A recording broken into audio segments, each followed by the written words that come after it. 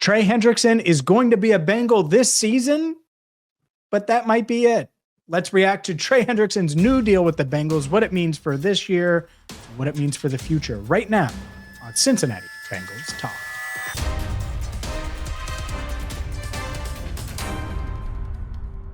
Hi again, everyone, and welcome into CBT. I'm James Rapien of BengalsTalk.com. Let's get to the news of the day where Trey Hendrickson has agreed to a reworked deal with the Cincinnati Bengals that's going to keep him in stripes for the 2025 campaign. That's great news. It is great news. And that great news is just a quick reminder to hit that subscribe button, ring the bell so you get notified anytime we post a video and have breaking news like this.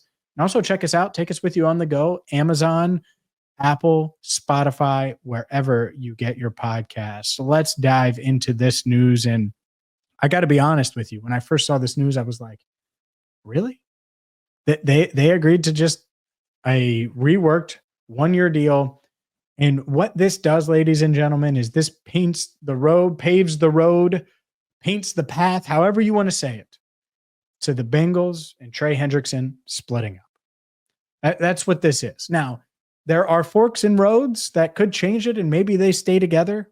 But as of today, August 25th, it very much looks like this is the last season for Trey Hendrickson in stripes. He's essentially agreed to a $14 million pay raise for this season, which means he'll make $30 million this year. He's the NFL sack leader at 17.5 sacks last year, second in the Defensive Player of the Year race. And so guess what? He's going to be happy. He's going to practice this week. He's going to practice next week. He's going to be ready to go against Cleveland. And that's what you want. You're a team that started the season in each of the past 3 years 0-2. Last year, you started 0-3.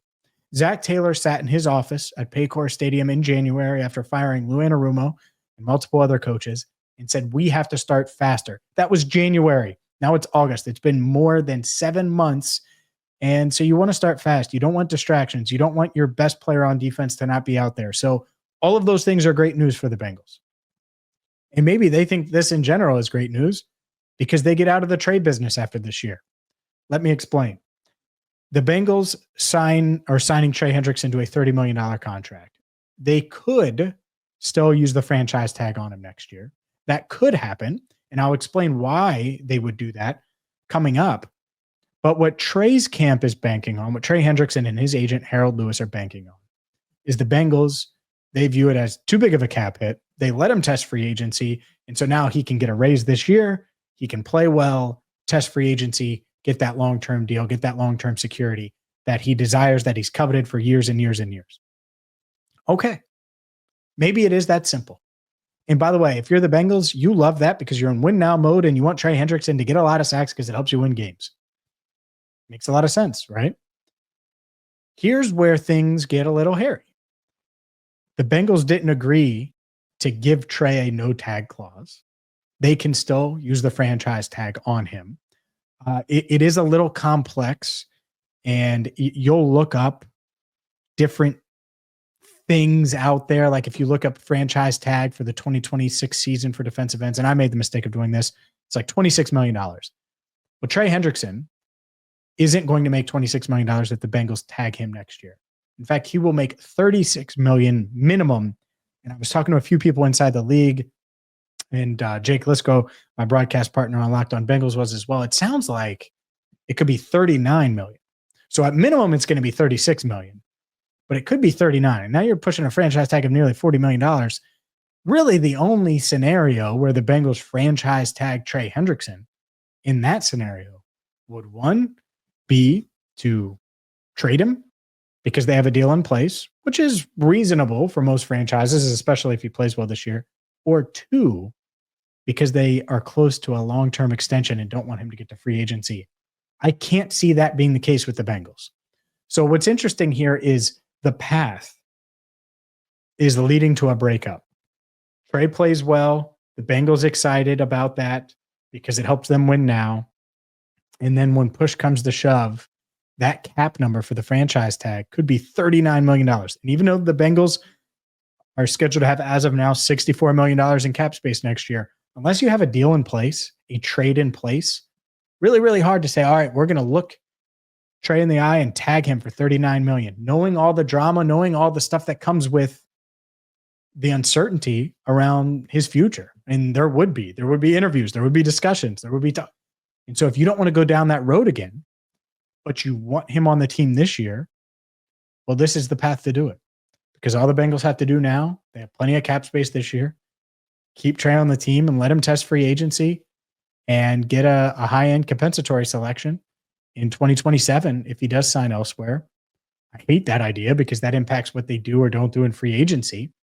But that appears to be the mindset. That appears to be the most likely scenario right now. So for Trey, you get your raise and you put the Bengals in a position where they probably aren't going to want to put the franchise tag on you next year. If you're the Bengals, you get Trey in the building, or not just in the building, but on the practice field. You get Trey moving ahead of week 1. You eliminate that distraction, and you don't agree to not tag him. You keep that door cracked just in case you want to. The Bengals are worried about paying Trey long-term. They did offer him, according to Diana Rossini, a 2-year extension. It's a 3-year deal total, 2-year extension worth $95 million. And so it would have been 3 years, $95 million total in new money. The $95 million would be in new money. So including what he was making this year, you're talking about roughly $34 million per year this season, next season, and the year after. But there were no guarantees outside of this year. Don't know what the signing bonus was. Hard to imagine that was a lean signing bonus. I bet you they tried to really front load that with a big signing bonus. Trey opted to go this route. I get it. I do. I think that this is one of those things where it's twofold. One, the Bengals don't want to go through this each and every year with Trey. And so now both sides kind of going off the exit ramp, and you can tell one's going to go left and one's going to go right. That's the plan as of now. But they haven't completely taken themselves out of the, I'm going to actually tag you, Trey, market. If things go poorly this year, whatever, before the deadline, well, then they could be in the trade Trey market again in midway through the year. They have that flexibility. And they weren't going to give that up. There were reports earlier today like, it could go one way or the other. As far as a 1-year deal and they could give him a no-tag clause, I was like, there's no way they're doing both. They're not going to give him a raise and a no-tag clause. They gave him a raise, and Trey Hendrickson and the Bengals appear headed for a breakup. I wouldn't completely rule out the tag, though, even at $39 million.